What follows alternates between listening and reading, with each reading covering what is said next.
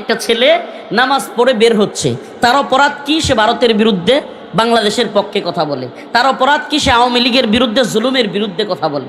আর কোনো কিছু অপরাধ নাই। দিনে দুপুরে একটা ছেলে জুমার নামাজ পড়ে বের হয়েছে রিক্সা দিয়া, হুট করে গুলি করে।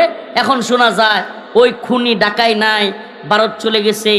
কেউ বলে সিলেট দিয়া পার হইছে, কেউ বলে এই হালুয়াঘাট দিয়া পার হইছে। দেশটা হালুয়াঘাট হয়ে গেছে না? আমাদের আঞ্চলিকভাবে কয় যে দেশটা কি হয়ে গেছে গা, হাল্লঘাট হয়েছে। কি একটা অবস্থা, মানে ডাকাই দিনে দুপুরে একজনকে করে যদি এভাবে নর্মালি পার হয়ে যায়, তাইলে রাতের বেলায় রফিকুল ইসলাম মাদানিরকে যে কোনো জায়গায় শুট করে ফেলে দিয়ে চলে যাবে, এটা কোনো বিষয় কি হবে? এই দিন শেষে আপনারা হয়তো যারা একটু মহাব্বত করেন আমাদেরকে, একটু কান্নাকাটি করবেন, হয়তো কেউ কেউ কোনো জায়গায় একটু বিক্ষোভ করবেন, কিংবা কেউ কেউ একটু শোক জানাবেন, কেউ কেউ হয়তো চোখের পানি ফেলবেন, দোয়া করবেন, শেষ। এছাড়া কিচ্ছু না, বিশ্বাস করেন কিছুই না। আমার মা হয়তো কান্নাকাটি করবে দীর্ঘদিন, মা তো মাই। আমার সন্তানটা হয়তো বুঝবেই না যে বাবা কে ছিল, কারণ তার বয়স মাত্র 14 মাস। হয়তো আমার স্ত্রী এই ছোট্ট জীবনের সংসারের চিন্তা করতে করতে সারা জীবন কাটিয়ে দিবে, হয়তো বা ভিন্ন কিছু হতে পারে। এই তো বাস্তবতা। এই এত নেতা রাইখা হাদির মতো ছেলের কি শুট করার দরকার ছিল? এগুলা বুঝেন আপনারা?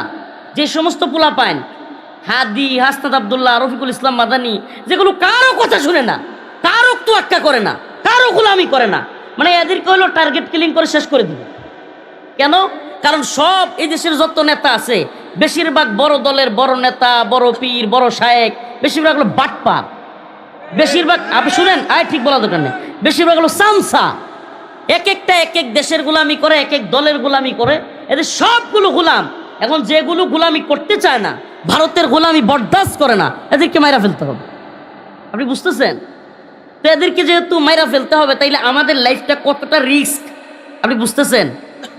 এই রিস্কের পরেও এই উম্মাহকে সজাগ করার চেষ্টা করি। আমরা জানি না এই উম্মতের সাথে আমাদের শেষ কথা কোনটা, আমরা জানি না। এই উম্মাহ কবে শরিয়া পাবে, কবে ইমারা পাবে, কবে রাষ্ট্র ব্যবস্থায় কোরআন প্রতিষ্ঠিত হবে, কিছুই আমরা জানি না। কিন্তু চেষ্টা তো করে যেতে পারি, এই উম্মতকে সজাগ তো করতে পারি। হে প্রিয় উম্মাহ, এই সিলমারো দিয়া এই অবস্থার পরিবর্তন হবে না। চ্যালেঞ্জ করলাম তোমাদেরকে। বিগত 54 বছর বাংলাদেশ গঠিত হয়েছে।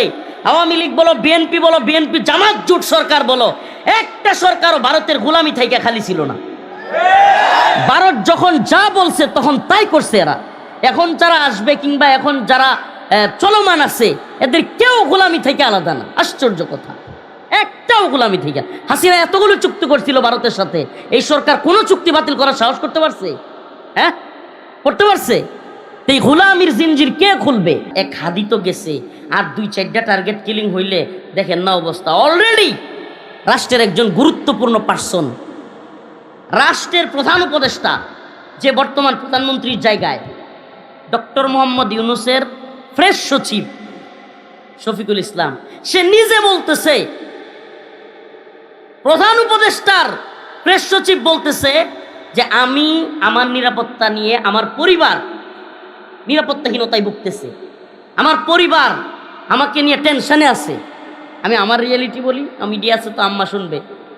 ওই দিন রাত্রে যেদিন হাদিরে গুলি করলো, ওই দিন সারা রাত আম্মা ঘুমাইতে পারেনি। আম্মা কান্না করছে, কই যে আমি জেলে থাকতে এত চিন্তা করিনি। চিন্তা করছেন আপনি? মানে আমার আম্মার অবস্থা এমন। আমার আম্মা, আমার আহলিয়া, আমার ওয়াইফ বসছে, বৈশা বলতেছে আপনার ওয়াজ মাহফিলে যাওয়ার দরকার নেই, আমাদের কোনো কিছু লাগবে না, তবুও আমাদের ওয়াজ মাহফিল দরকার নেই। আপনি চিন্তা করতে পারেন কেন?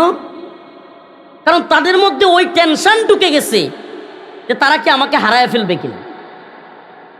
এই বাস্তবতাটা আমাদের দেশে। ওয়াল্লাহি কসম আল্লাহর, উসমান হাদিদেরকে তোরা হিট করবি, রফিকুল ইসলাম মাদানিদেরকে হিট করবি, ওয়াল্লাহি বিল্লাহি কসম আল্লাহর, এই প্রজন্ম থেকে অসংখ্য রফিকুল ইসলাম মাদানি, অসংখ্য উসমান হাদিরা তৈরি হবে বিইذনিল্লাহ। অতএব পরোয়া করে লাভ নাই।